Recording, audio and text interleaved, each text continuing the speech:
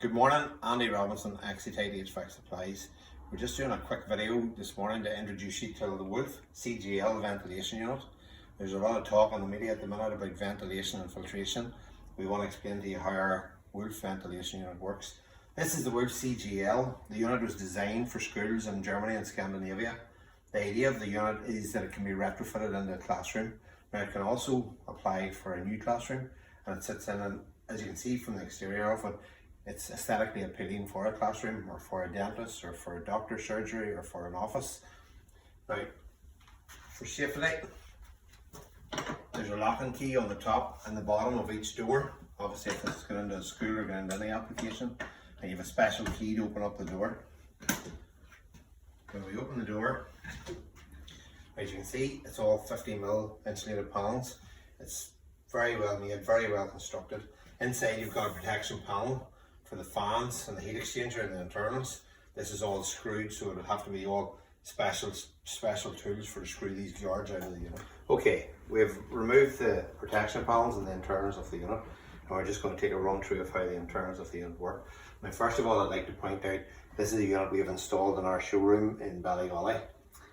Normally, we have ducted this because we're ducting the unit to all the rooms, so this is why we've ducted the fresh air supply out the way we have. Now, generally, if we were doing this in another application, say you were retrofitting to an office or a school or wherever it might be, it would come with a plenum on the top, and you'd be supplying your supply air right through the top, through this grill at the top. So, to give you an example, this is our fresh air coming in here, this is our exhaust air, and this is our supply air. So, our fresh air comes in, okay, and just to clarify, this is a 100% fresh air unit. So we're filtering the fresh air that we're bringing in from outside. It's not a recirculation filtration unit, it's a fresh air unit with filtered air. Now our air comes in through the fresh air here, through our F7 filter. Now the F7 filter is also monitored by the controller. This is fed back through to the controller. If there was a blockage in the filters, that then can be linked up to your BMS system or linked up to an alarm system that if this filter is blocked, the unit itself will know to switch off if this filter is blocked. Now the filter also has got a heater element here to protect the filter in low ambient. So if your ambient outside was below 0 degrees C, you don't want any risk of the filter freezing up. So there's an electric heater here to protect your filter to make sure that during low ambient, you're still not going to have any issue with filtration. Now to give you a run through of how the unit actually operates, this is your fresh air coming in. We've got an F7 filter. The air passes through here, down through, now this is a summer bypass damper.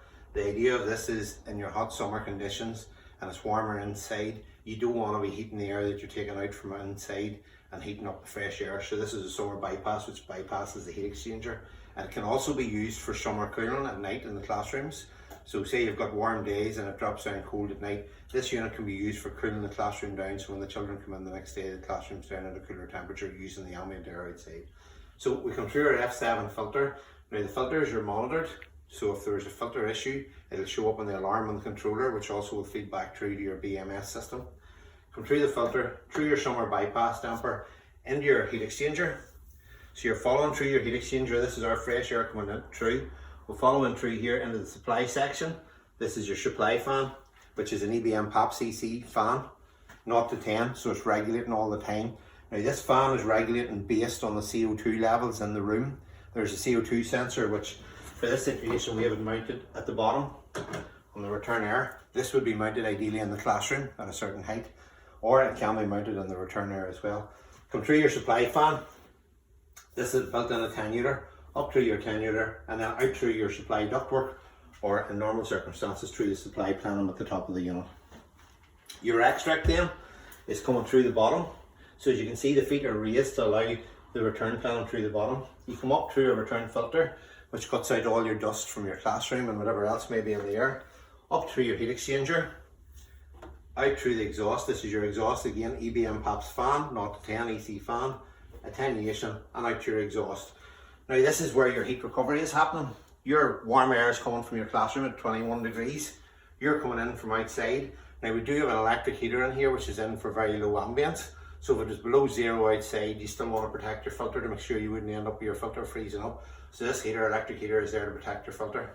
You're coming in and it's -2 outside, down through your heat exchanger. The airs don't mix, but the aluminium heat exchanger is transferring the heat, and then that's where you're gaining your heat in through your heat exchanger into your supply air and then feeding into your classroom.